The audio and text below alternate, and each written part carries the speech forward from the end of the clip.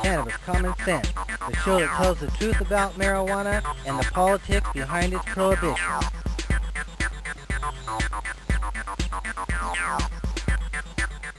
Hello and welcome to another exciting edition of Cannabis Common Sense. We have a great show for you tonight. We have a memorial to a lady known as Stony Girl here in Portland, Jennifer Valley. She passed away after 25 years fighting cancer. We'll have some scenes from her celebration of her life that happened just last weekend. We have her husband, Mike Mullins, and one of her doctors from Oregon Health Sciences University's palliative care and oncology department, Dr. Eric Walsh. We'll have excerpts from that and an interview with Mike Mullins. So stay tuned for our celebration of Jennifer Valley's life. And we have great hip news for you tonight. There's a lot of things happening around the country when it comes to legalization on the ballot this November. So we'll be talking about that. So stay tuned as we bring on our infamous Dancing Cannabis Leaves. I feel the force.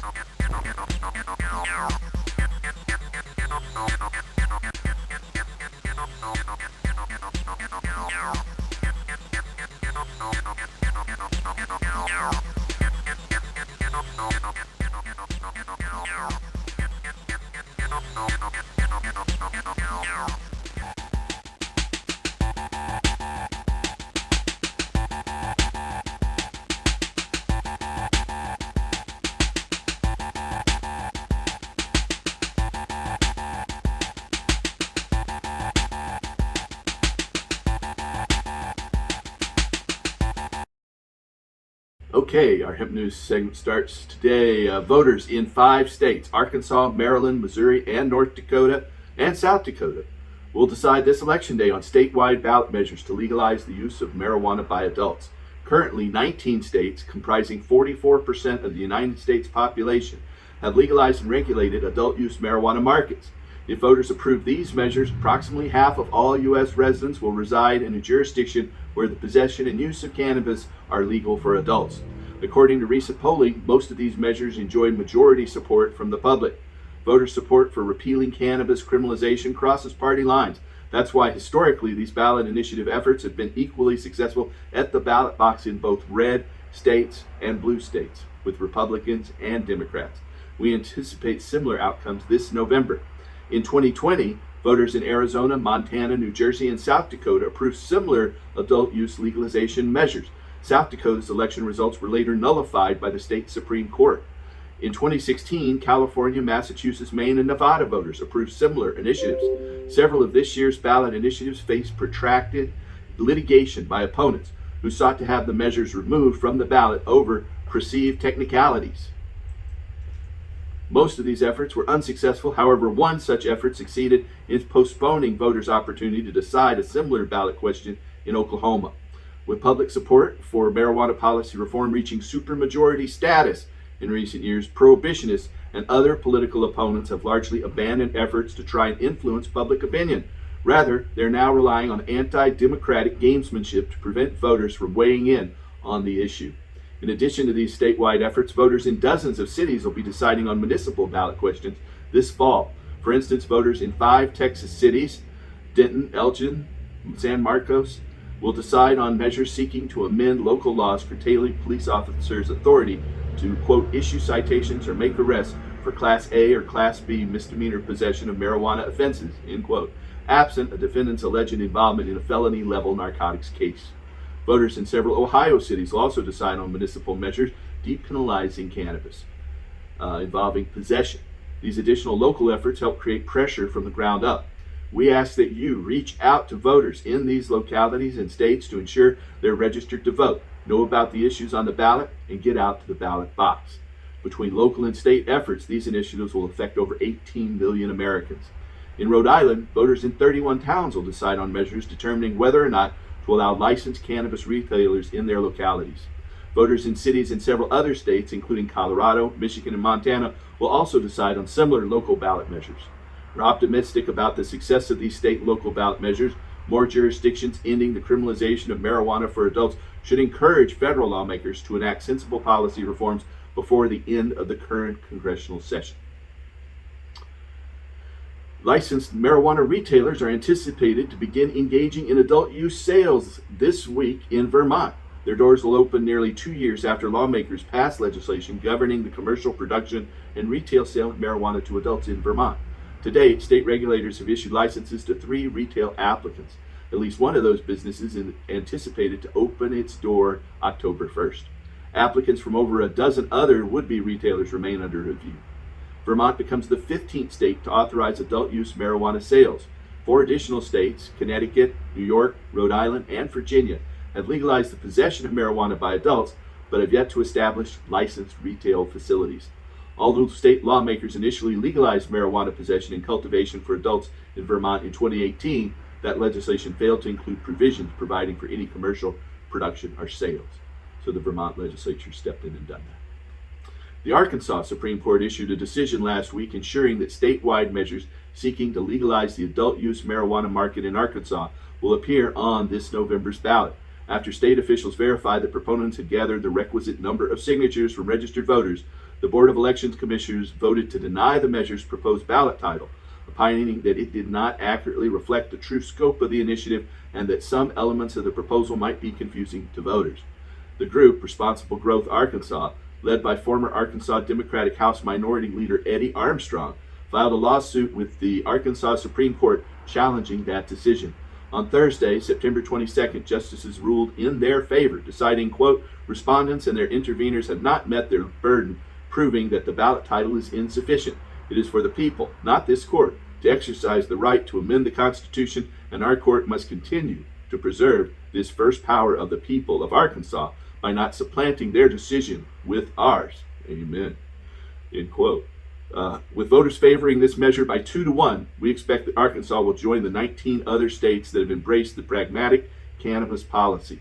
A regulated cannabis market allows for the reprioritization of law enforcement's time and the growth of new business markets while protecting consumers.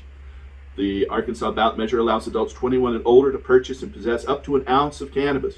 The initiative's language does not permit for home cultivation and does not contain provisions to expunge past records or to provide for opportunities for social equity applicants.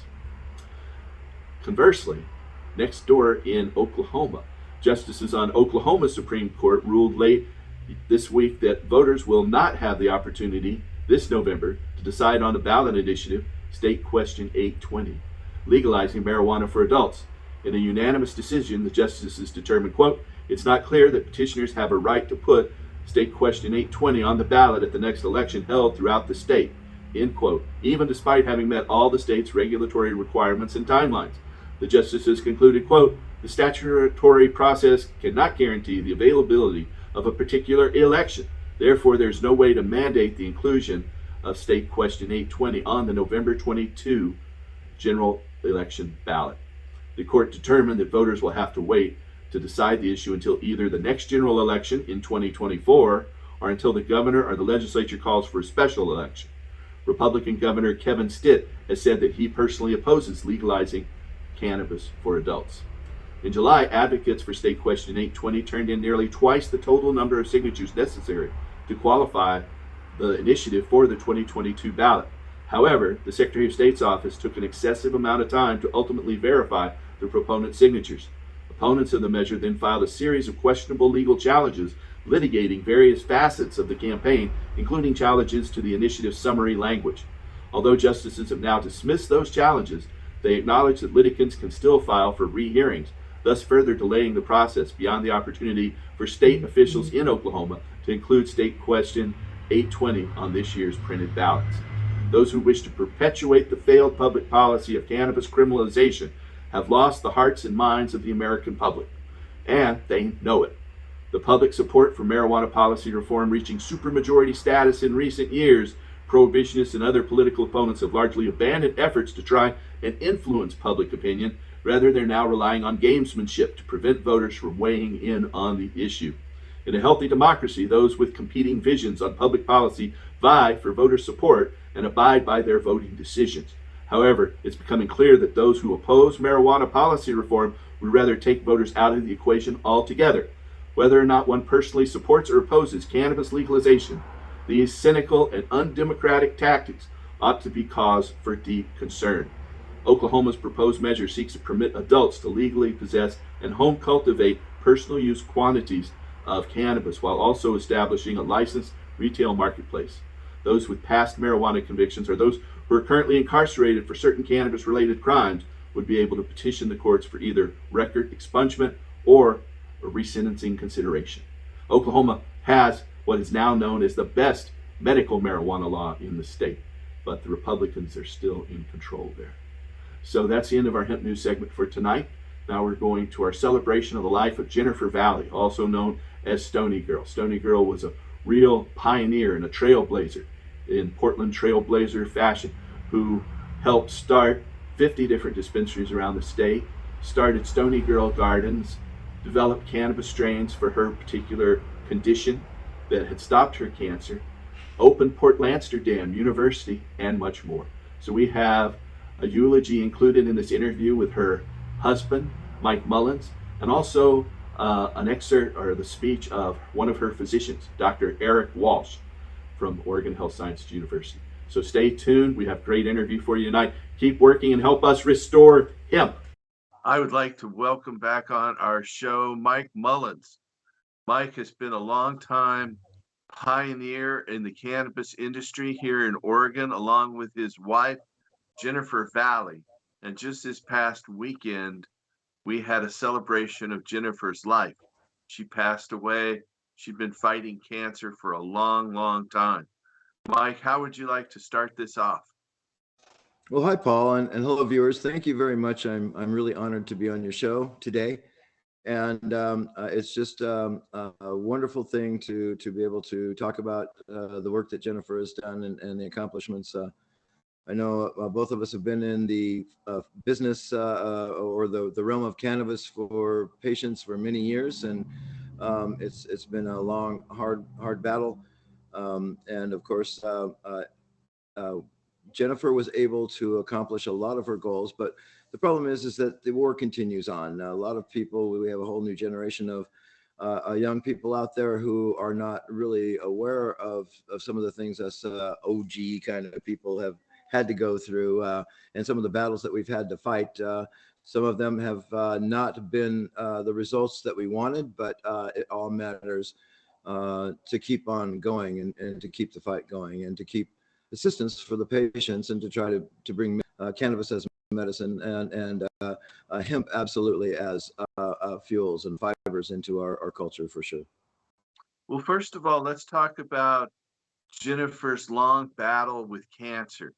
I think you met her when she was still, back a long time ago when it started, right? I met her just after she had, she was given the largest dose of oral radiation treatment ever given to any human. In fact, Dr. Walsh, her doctor, ended up, I believe, going to Chernobyl when that went down because of his experience with dealing with Jennifer's amount of radiation. She had thyroid cancer, and she was given an extreme amount of radiation. And I met her just after the process of her receiving that. In fact, when I first met her, there were days where she had so much radiation that we couldn't have physical contact because it would cause burns. So yeah, she was still in that phase, just finishing that up. I would like to say that when she did finish the radiation, she still had thousands and thousands of tumors on her lungs and were still there. So the radiation may have taken care of some of the thyroid issue, but she also, in addition, had a million, thousands and thousands of tumors, much like someone had taken salt and thrown it on her X-ray with small tumors in her lungs. And that's important to remember because as we went forward and when she was introduced to the FICO cannabis oil and we started utilizing that, she was able to actually go back in and have an X-ray within the next year of completely clear. So we were able to take care of those issues, those cancer issues in her lungs on that particular spot. Yes. So FICO is full extract cannabis oil, which is a very potent medicine that's been shown to make tumors shrink and go away in a majority of patients who try it. Doesn't work for everyone, but it seems to work for the majority. how long were you, how did you meet Jennifer? Actually, I met Jennifer in a gentleman's club. I had one next door to me, and I'd often go there to get away from the hustle and bustle. I was an IT technician for Nike and other world companies, very busy guy in the corporate world. So I'd get away from the phone and have a bit of relaxation over next door, having a beer. And one night I was over there, and Jennifer was running around asking people if they would grow cannabis for them. She was card number 700 in the program early on. And so at that point, she was attempting to try to grow some plants in her closet in her apartment unsuccessfully, and was mostly just killing them. And pretty much the people she was getting her cuttings from were telling her no more if you can't get them growing. And so she was looking for a grower. And I heard her asking around, and I approached her and said, "Hey, lady, somebody's gonna hurt you." It was pretty neat to have a grower's card at that time in 1999, 1998. So I had some old growing equipment in the closet, and I had some experience, and I certainly didn't want to see her getting in trouble and taken advantage of. So I said, "Hey, lady, I'll help out." So we met through that. I went over to her apartment and asked that she was trying to grow, and realized how much help she really needed. And we set up a grow in my garage and began growing together. And I knew her I was her grower for about a year before we actually, if you will, fell in love. It was a very much a love story. In fact, the first strain that we ever created was crippled rhino, which was white rhino and crippler. And I only had one crippler seed that happened to be a male, and we utilized that pollen to put on a white rhino. And then we created what was called the crippled rhino. The night that we actually put the pollen on that plant, or she did, was the night of our first kiss. So crippled rhino was actually the beginning of our breeding series as well as our love affair. And we quickly became a very symbiotic team to get in there and do things. So yeah, I couldn't imagine how it would have turned out. We had no idea. Yeah, well, you guys have made just such a world of difference. Portland is famous for our basketball team, the Trailblazers, and both of you definitely lived up to that name. So, Thank you. what was your first public outing? When did you start helping other patients? I believe it was during the political days, basically early on. At one point, the DEA had said, "Gosh, we're going to start doing DNA of all of the cannabis so we can start tracking and tracing." And at that point, we had our gardens going well, and so we started hooking up with local groups such as Voter Power, Oregon Green Free, your group, of course, and we wanted to get out as much of our genetics as we could for a couple of reasons. Number one, we faced a lot of problems early on as patients.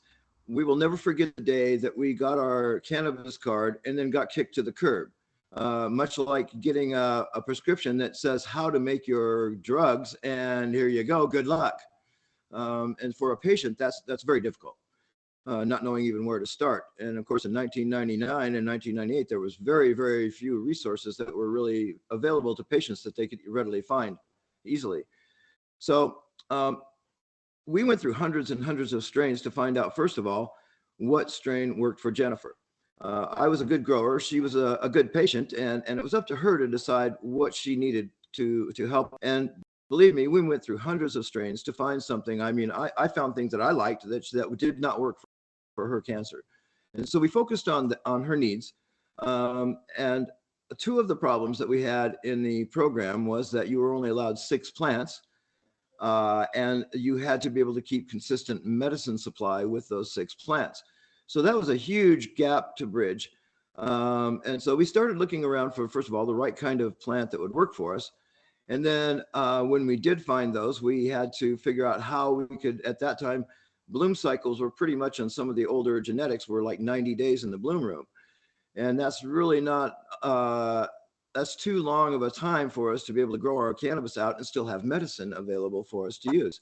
So we had to figure out a better way to do things. And we started creating strains that mixing and matching what worked for her. And the gods have always blessed us with being able to just give us the right genetics or seeds to work with. I have to say that we have been awfully fortunate. But when we created Pitbull, it took quite a few. It took about 180 some plants for us to find the Pitbull plant, the seed that actually became Pitbull through selection process. Nonetheless, we also needed to find a way to grow and grow faster and create strains that were more acclimated for the Northwest. So that's basically was our goal for us. We actually felt we were at it. And of course, the first thing that we wanted to do was share with our friends and relatives and other patients. And the sharing thing, the sharing benefits of the medical cannabis time was really needed and really important and really worked. So we were very happy to join in there and give out as much information as we could. I remember there were times where we held free grow classes for Oregon Green Free and Voter Power. And in Oregon Green Free, we were willing to travel around the state and assist in places where the communities did not have access. And of course, the patients in Portland had greater access than, say, the patients in Bend or Ontario or down at the coast. So we started providing education to them in setting up a simple, easy to use system to where you just could plant, water, and grow, and at least have a 9-week cycle and have some medicine in a consistent way. I see. So did you start Port Amsterdam University? Port Amsterdam University. Yes, Port Amsterdam University was spawned out of those grow classes that we were going around and doing. And as the industry, if you will, when we brought in the medical cannabis. Oh, I was saying, is that before Stony Girl Gardens, or did Stony Girl Gardens and Grow For Me start first? What was the sequence there? Well, what's interesting is Grow For Me is our website for Stony Girl Gardens. So it was interesting. Jen won her first cannabis cup in 2002. We were working with Madeline Martinez and the Normal Group at that point, and we were involved with those particular competitions. And in fact, I actually have the original films on that. We'll bring out for you to show you. She wasn't really expecting to win. We entered our first cup with Northern Lights number 5. We actually entered P91 first, but they used the wrong scale to measure out their grams and said we didn't have enough. So we submitted the NO5 on top of that and got them a new scale. Anyway, everything worked out great. We had a good time, and she was totally delighted, had no idea she was going to win that cannabis cup. Then at that point, even in the first time that we went to that cup, I had prepared literature, a brochure of our strains that we'd been working with, how to make your own mixing material, where to go for resources to learn how we grow and do our things. And so we were well prepared for being able to help educate the public. And as soon as we went out to the public, we created growforme.com as our website and Stony Girl Gardens from Stony Girl. The interesting thing about that was it was not well accepted within our groups at that time because of how early it was. I believe that Jennifer was way ahead of her time throughout all of this. In that, when I started putting out cards and brochures about a patient calling themselves Stony Girl Gardens as a company and putting up the website, it rather shocked a lot of people saying, gosh, you can't do that. But I think that just set a momentum for our entire company's goal is that oftentimes we've heard throughout our career, you can't do that, but we already did. So right. So you started teaching others through Port Amsterdam University, and you assisted 50 different dispensaries when it was just medical to get off the ground. Do you want to talk about how that came about? Yeah, first of all, about the Port Amsterdam University, what we did was we actually were able to talk to individuals who were extremely good in a hash maker and this guy and that guy and gal, and find out what their strengths were, and then bring them in and offer them the time to be able to teach their knowledge to other patients. And it was wonderful for people to learn how to make their own lotions and potions and things such as that nature. We offered low cost classes that you could take as a single class, or you could take the whole weekend as a semester days extravaganza as a package. And then because the industry was growing, and we wanted to be able to set some standards in the industry and show people, try to, because we're a new industry, it was important that we do set standards and have some kind of way of teaching things that are going distant. the need came about for patients to have access to qualified medicine. There really wasn't a place to go get early on. There certainly were not stores or dispensaries. So very early on, I created a business plan that we could put into play and offer to individuals who were willing to take that on and start a patient resource center, as we called them at the time, because the dispensary was rather a nasty word. And Jen and I went to over 50 different cities and counties with our plan to ask them for a presentation in order to help and assist local people to open their own patient assistance centers. So we had a safe way of doing it, and we were able to let the people know. I remember I approached Rainier, the city of Rainier, the same year that they lost their police chief when he was shot by someone. That was a very difficult one.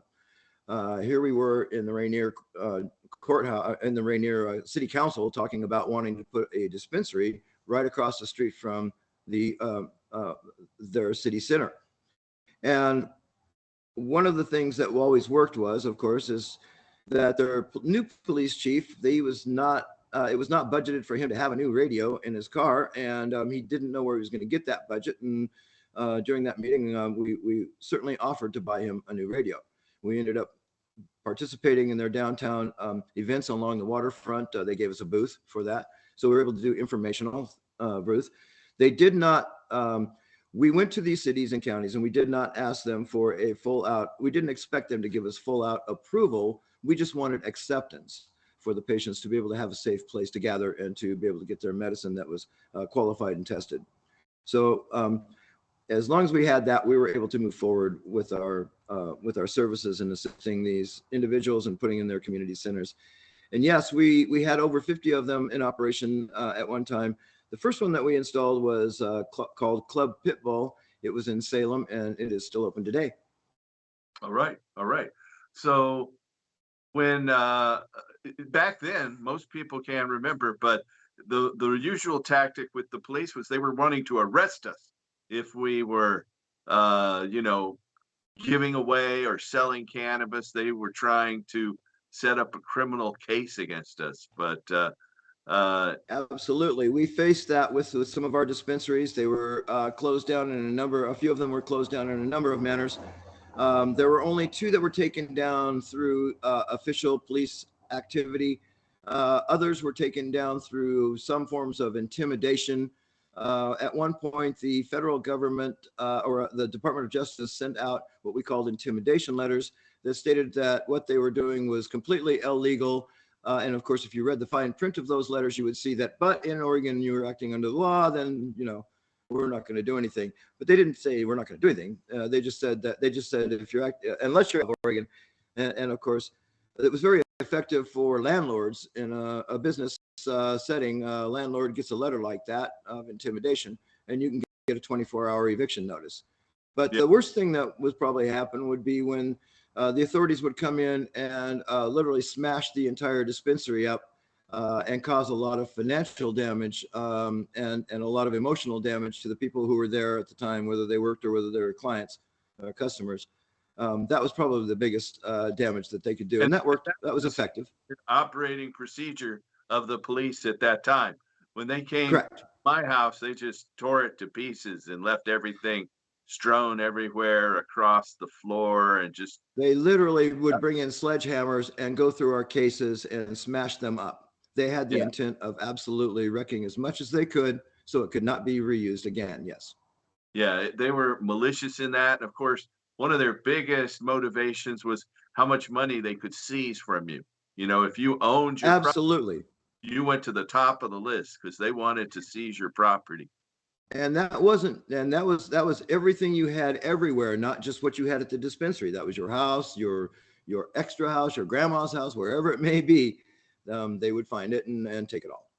I know one fellow, he had him take his refrigerator, his TV, his clothes, just everything, and he ended up committing suicide before he could come up to trial. It was really quite an assault to be in the. It really is. And Yeah. even when you have employees in there or volunteers in there and patients in there, they'll round them up and put them all into a room or corner them all up and harass them in many ways. They'll start sometimes a nice way, gosh, we'll buy you beer and pizza, and if you'll tell us what you need, we're really here to help you, and all of that kind of story. But what they're really interested in is for you to say something. And of course, our training was, never talk to them, just call your lawyer. Yeah. No matter Yeah. how nice they are, you can eat all the pizza you want, but just don't have a conversation. The magic phrase is, I have to talk to a lawyer before I answer any questions. One time That I is had a correct. patient say, no, you don't have to talk to a lawyer. I said, oh, yes, I do. I have to talk to a lawyer before I answer any questions. And once you've invoked that, then they can't keep a record of what you say. They've got to let you. That's correct. And of course, any lawyer is going to tell you, don't say anything. They're not going to try to help you. Exactly. Jen and I were proud of the fact that we opened enough patient resource centers, and of course we were put on the cover of Willamette Week for doing this, and we had quite a reputation for our Club Pitbull franchise, if you will.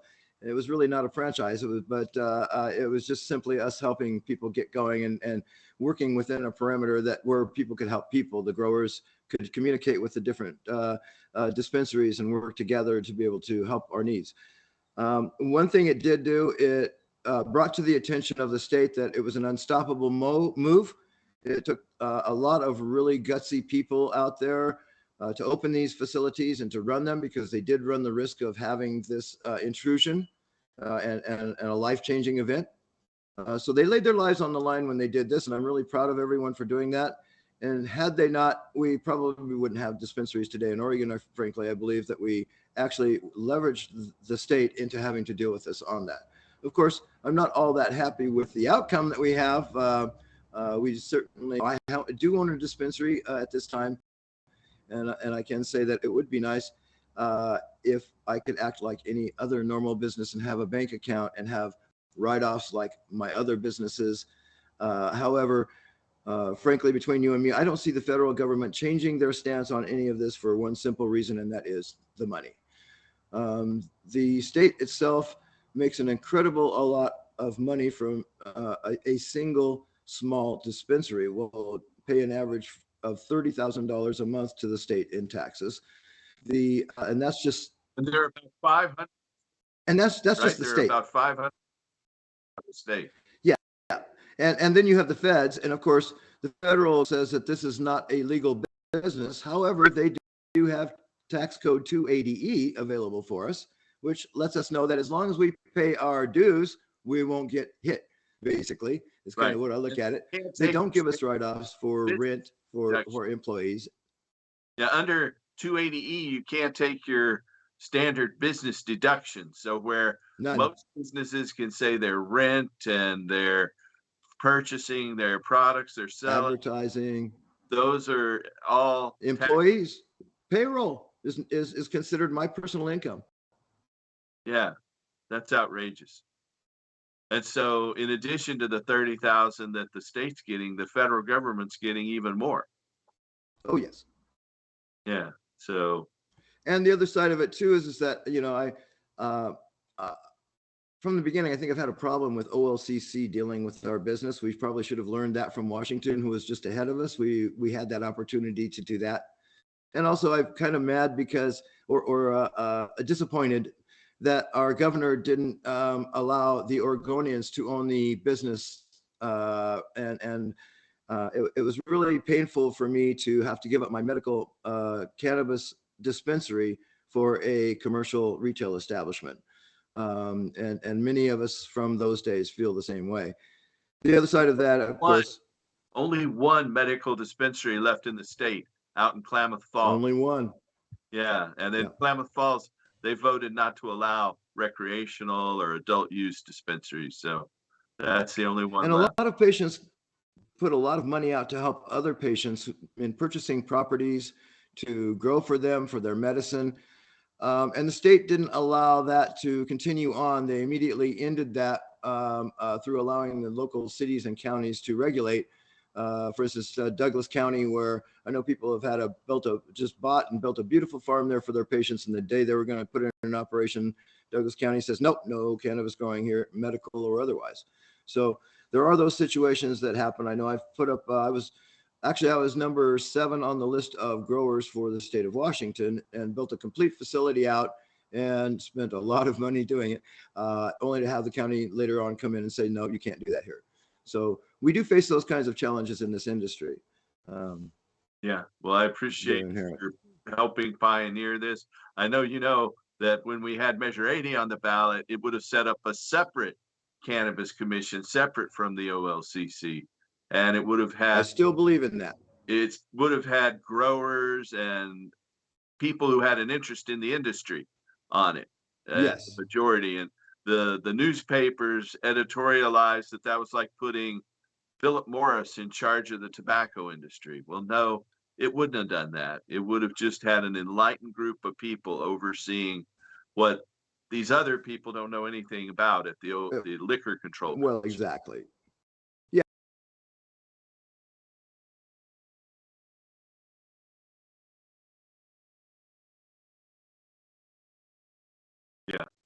You gave, I hope so. We keep pushing away. So you were together with Jennifer for more than 20 years, even Yes. though at first they said she probably just had a short time to live. So it was wonderful. When I met her, she had just been through that radiation treatment. And in fact, our first date, I took her down to a hamburger place where they were having a car show. She couldn't even walk through the parking lot to look at the cars. I got about 2 cars out, and that was as much as she could take. So she didn't have a lot of stamina at that point. And I knew when I met her that we probably would not have a long lifetime together. Whatever we had together would be wonderful. So we thought, gosh, let's talk long term here and say, wouldn't it be wonderful if we could have 10 years together? And if we could get that, my gosh, that would be excellent. And here it is 23 years later. I can tell you that it was absolutely cannabis that made that happen.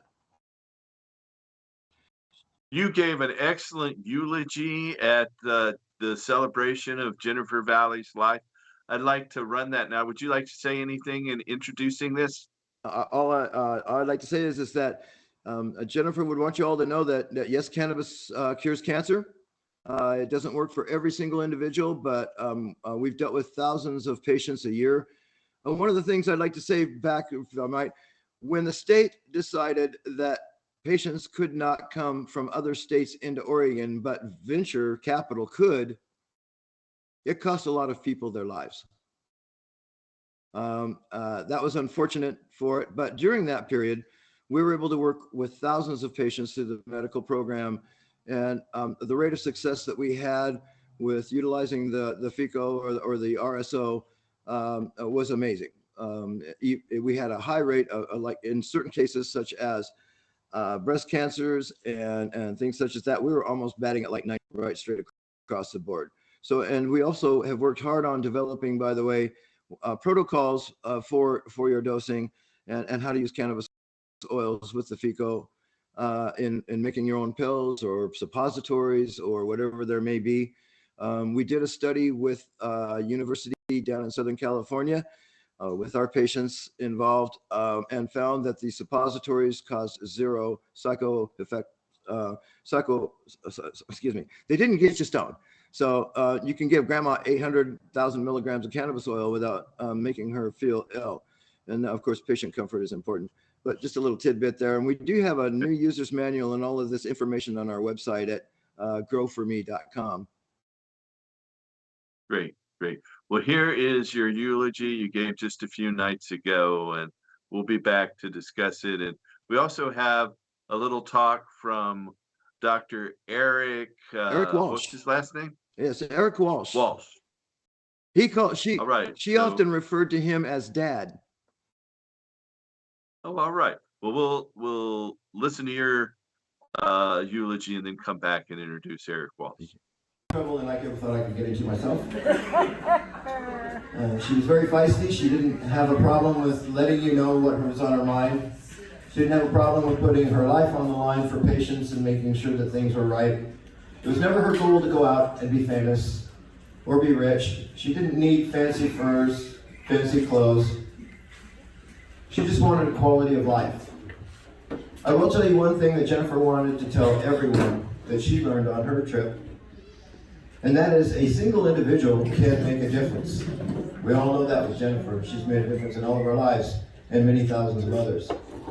Everything she did was selfless. It wasn't about it wasn't about the money. It was about the politics and the rights of the patients.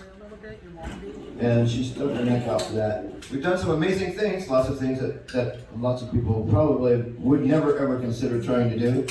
I've had the Department of Justice sitting in my house telling us that we were going to be taken to jail, that we cannot open dispensaries. We opened 50 dispensaries before there were dispensaries allowed in Oregon, patient resource centers as we called them at that time.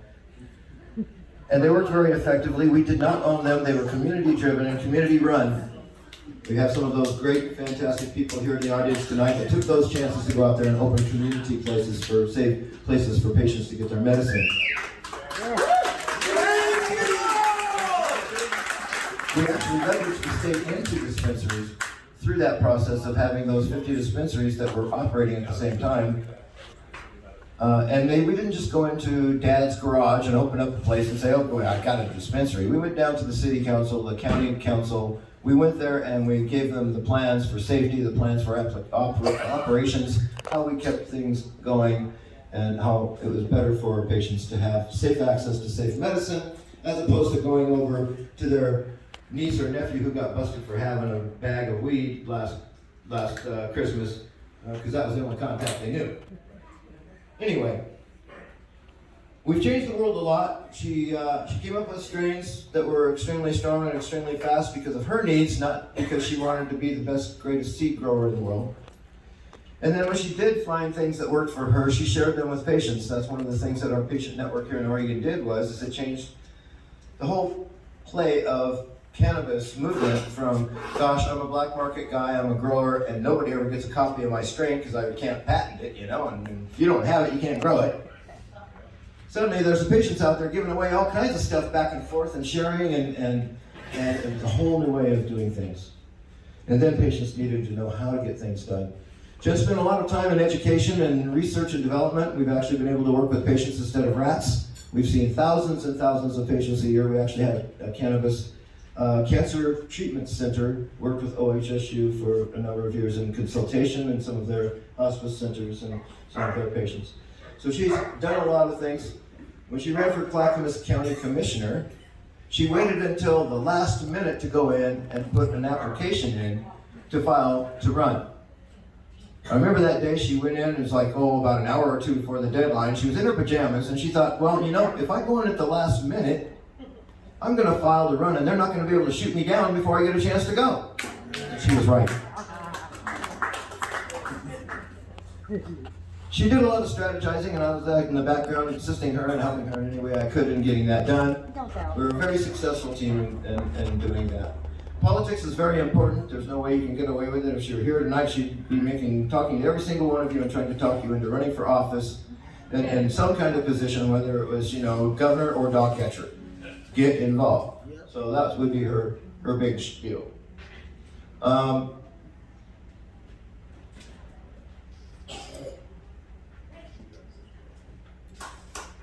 She did a lot of pioneering in cannabis effectiveness and how to apply it to humans.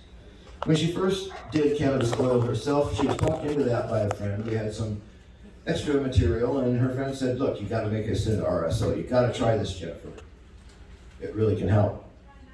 She'll often tell people, and often did even at her campaign, the first thing that was neat about that campaign is we got into places to talk about cannabis where we would never been invited, for sure. The Republican convention, we're going to talk about how cannabis oil can heal me and help my cancer.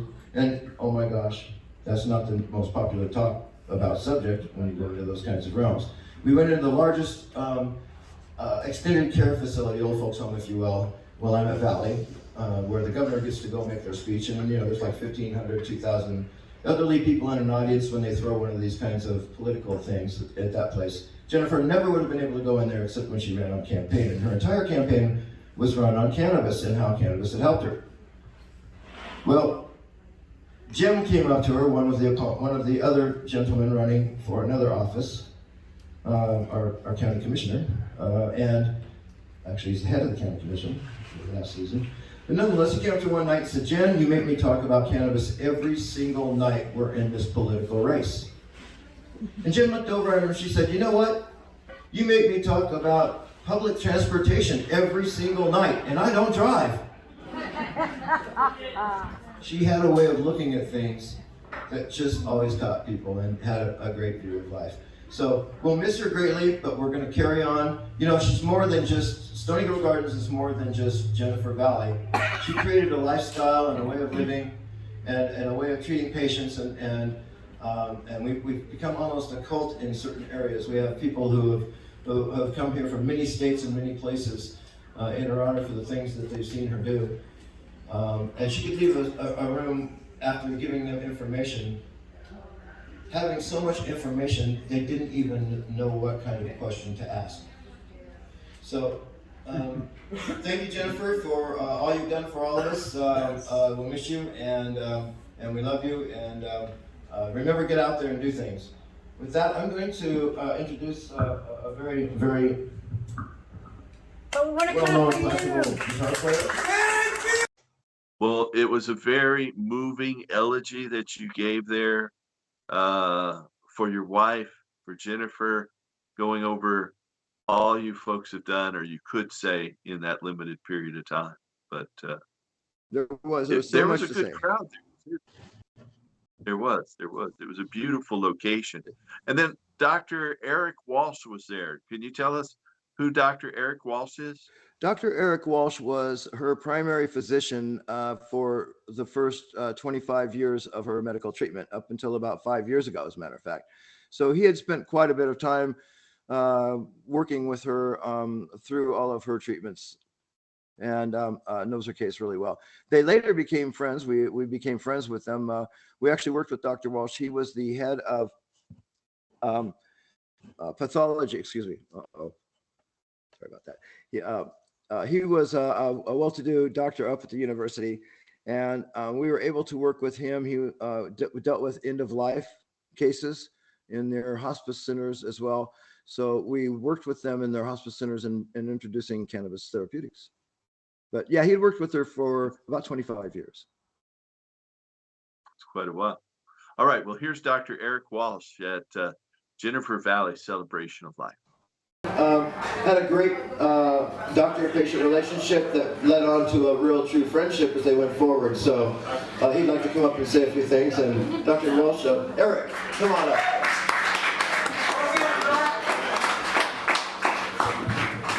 Go get him, Doc. Thank you. I've practiced medicine for more than 40 years, and Jennifer Valley was by far and away my favorite patient ever, one of my favorite human beings ever.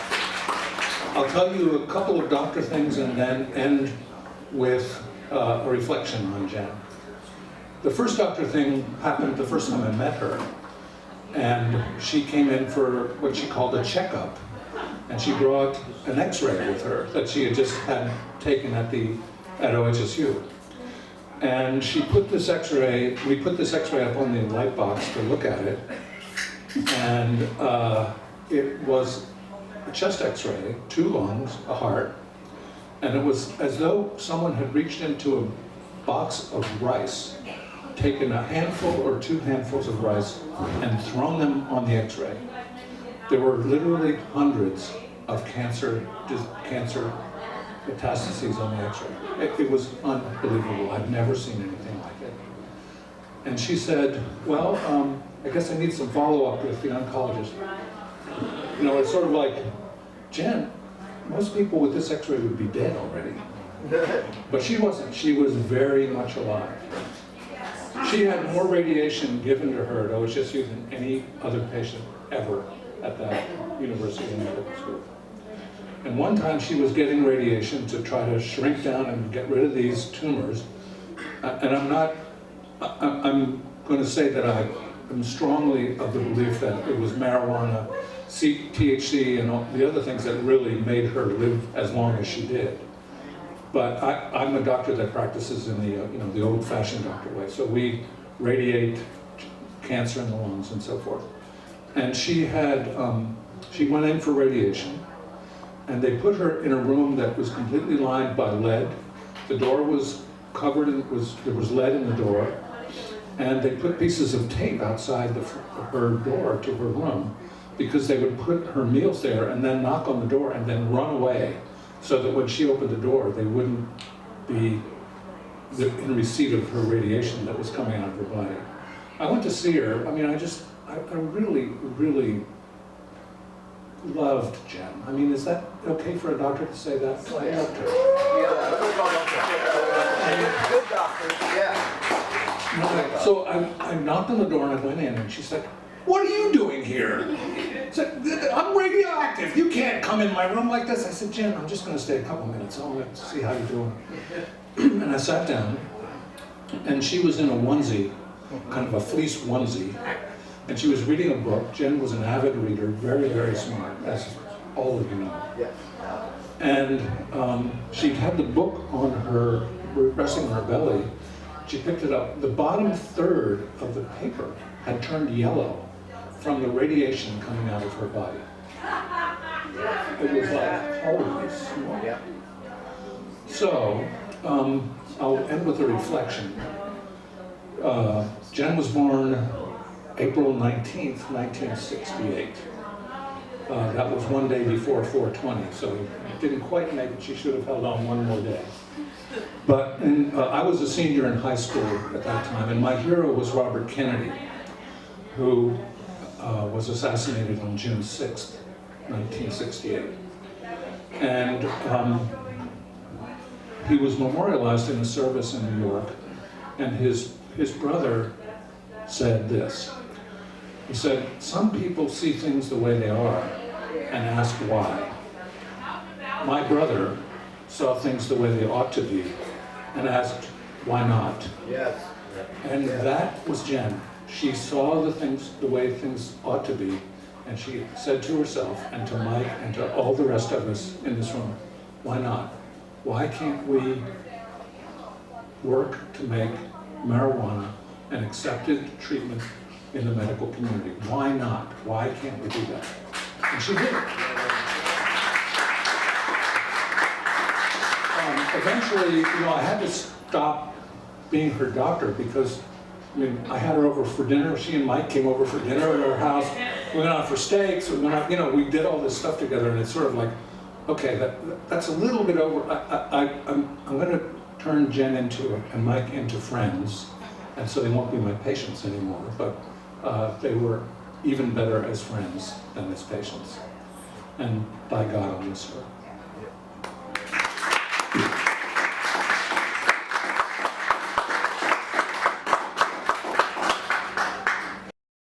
Okay, well, that was Dr. Eric Walsh from Oregon Health Sciences University, pathologist in charge of palliative care. Palliative care, yes. Great. So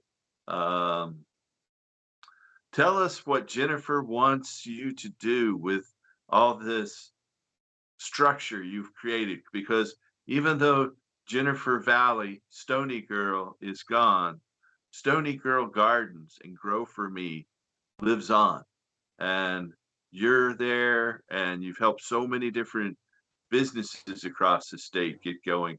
We haven't. We're looking at continuing on. She left a number of genetics work for us to work with. We're now working with Grow Babes out here in Oregon City, a beautiful farm-based where we basically had our party that last week, and we're going to be developing that out and carrying out the strains and continuing her work on that level. She left us quite a to-do list. In the medical program, we were always kind of at a difficult spot with only having 6 plants per patient. So numbers are important when it comes to breeding work. And now that we have a commercial farm here, we're going to be able to do a lot of, we'll be able to wrap about 10 years of work into about 2 years. So we're really excited about that. We're looking forward on how we can get access for patients and help them get access to their medicine. We're definitely going to be active and involved with politics, and must always be. There's a number of issues that we have to deal with here in Oregon, still related to patients and to what's going on, especially when it comes to now when we talk about the United States. I personally, and I know that our company does not appreciate the fact that there are people sitting in jail. People are out there spending stock money and speculating on this. It just should not ever happen.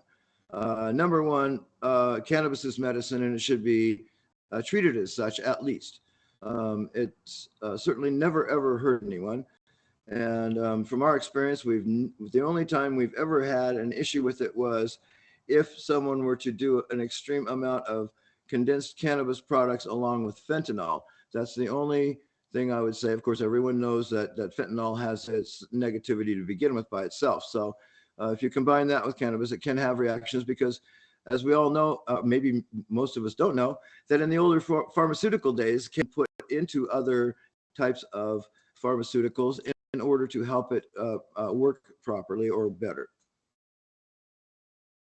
Yeah, I have antique medicine bottle and tin collection, and a lot of them had where cannabis was used in combination with morphine, with heroin, with many different substances. Johnson and Johnson had a topical with aspirin with cannabis. Mm-hmm. So there's a lot more that can be brought forward here. If someone wants to reach out to you today, Michael, it's Grow For Me. That's GRO and the digit 4me.com. That is correct. Right? It's Grow For Me without the W, GRO for the number 4me.com. And yes, we are available. We do have lots of information there available. We have new user manuals for people that want to find out how to use or how to make their FICO. We have free grow classes on there. We have all kinds of assistance to help patients with, and we're available. All right. Well, is there anything else you'd like to say in closing, Mike? Thank you very much for having us on. I know that Jen wanted everyone to know that a single person can make a difference. You know, Jennifer worked really hard. She looked at things and said, you know, gosh, why can't we do that? And went out and made them happen. And sometimes they seemed impossible, and sometimes it seemed like she was getting nowhere, but she was definitely continued pursuing that. And if there's anything that she would like me to tell you is that, yes, you can make a difference. Just have to want to, and just go out and do it. Yes, we all need to be involved. Amen. I really appreciate that. Thank you. Again, we've had Michael Mullins from growforme.com and Stony Girl Gardens and Port Amsterdam University and the Pitbull Patient Resource Centers. I want to thank you for all of your work. I commiserate with you the loss of your wife. I'm so happy you had 23 years, but I'm sorry that you couldn't have kept going on longer. But I look forward to seeing you, and the work continues. Thank you. It will. Thank you.